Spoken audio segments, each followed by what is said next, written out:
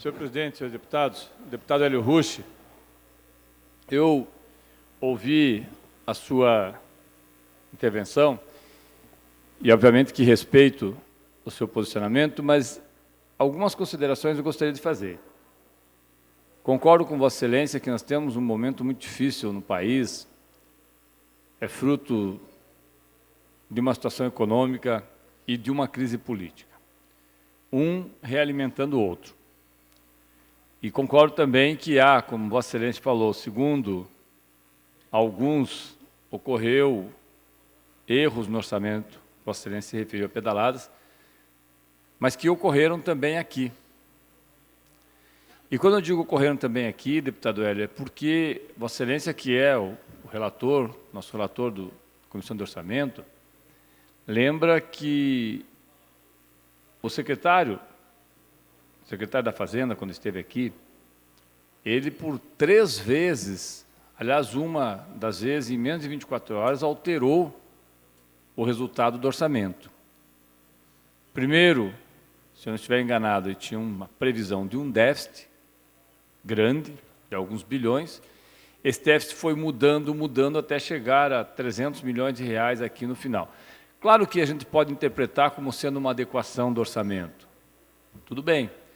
Mas aquilo que ontem, inclusive, o deputado Romanelli falou, pau que bate em Chico, bate em Francisco. Se lá não pode, aqui também não pode.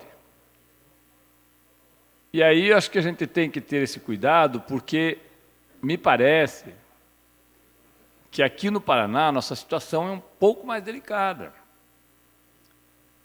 Se nós formos analisar que o governo mudou, inclusive, a meta fiscal aqui, depois do orçamento ter sido encerrado, diferente do que foi feito no Congresso, eu acho que, tecnicamente, nós podemos ter divergências, mas, politicamente, a situação é muito parecida ou é pior do que aquela que nós temos lá.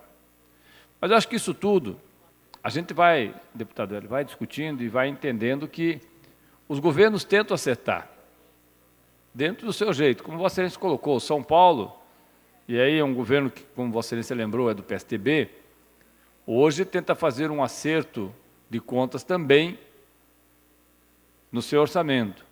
Mas é inegável que o Paraná fez esse acerto ou esta regularização através de um aumento brutal de impostos. Seria como se o governo federal determinasse, deputado Tiago Amaral, por exemplo, e conseguisse aprovar, porque não consegue aprovar, e eu não estou entrando no mérito se ele pode ou não pode fazer, eu acho que não faz porque não consegue, talvez até queira, mas não consegue. Mas seria como se o governo federal colocasse uma CPMF de 4%, 5%. Seria um desastre do ponto de vista, tanto para a popularidade da presidente Dilma, para o governo, como para a população, mas resolveria o problema financeiro do governo.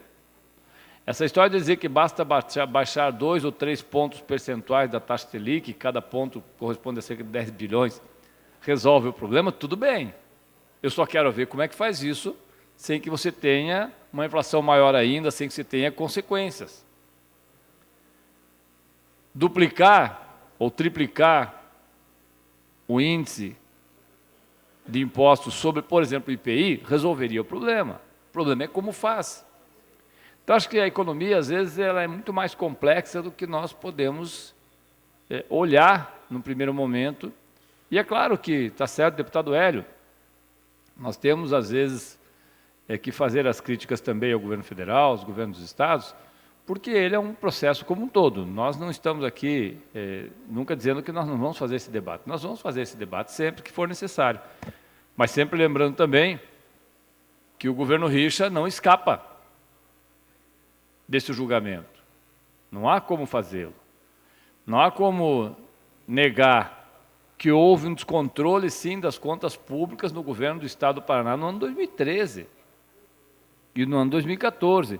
E aí, deputado Nereu, que nesse momento está impossibilitado de trazer o seu quadro famoso aqui para a tribuna, deputado Nereu, mas Vossa Excelência sempre lembra, o melhor está por vir. E o melhor veio na forma de um aumento em 95 mil itens 50%, 95 mil itens de ICMS, num aumento de IPVA, numa retirada do saldo de todos os fundos, num corte também de vários dos orçamentos que nós tínhamos. Ora, é inegável, o governo está numa situação difícil. É por conta do governo federal? Também, mas não só.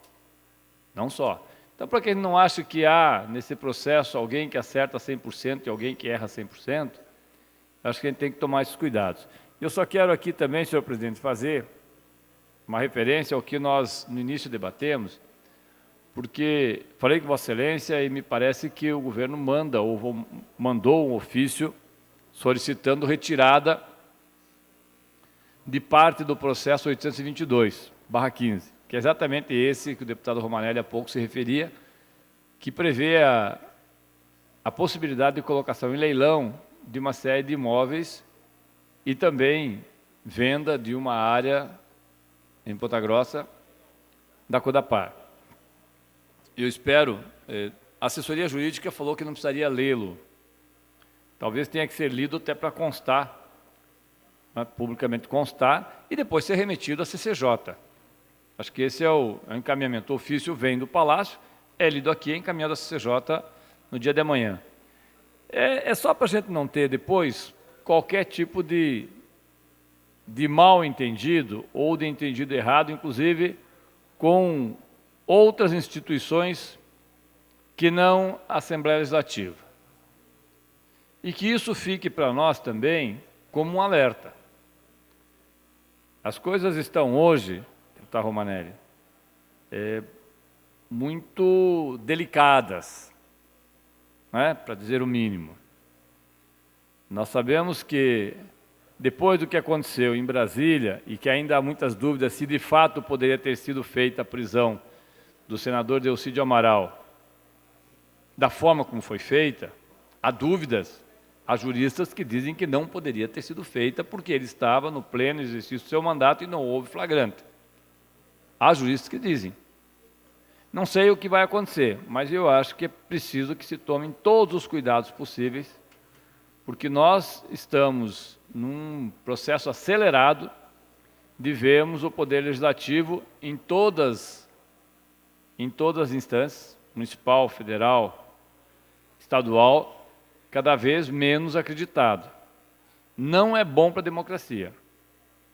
Não é bom para a democracia. O Poder Legislativo, queiramos ou não, é um dos principais sustentáculos da democracia.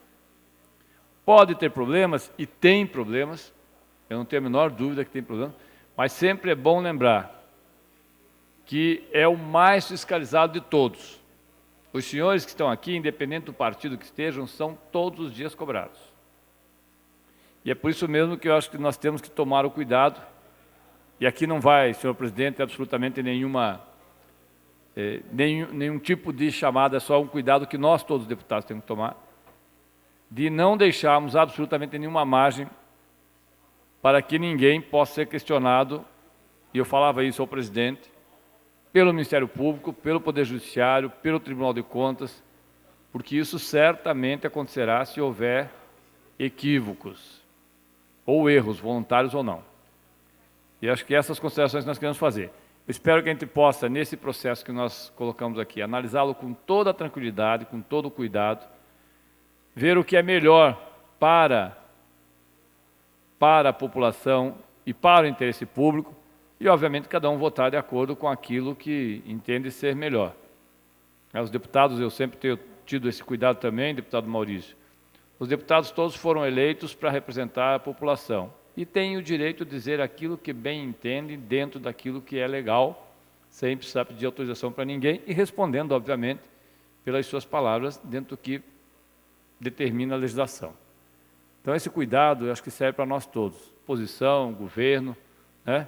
Porque nós estamos realmente vivendo um momento que nós não sabemos quais serão os desfechos aí que poderão acontecer no futuro próximo.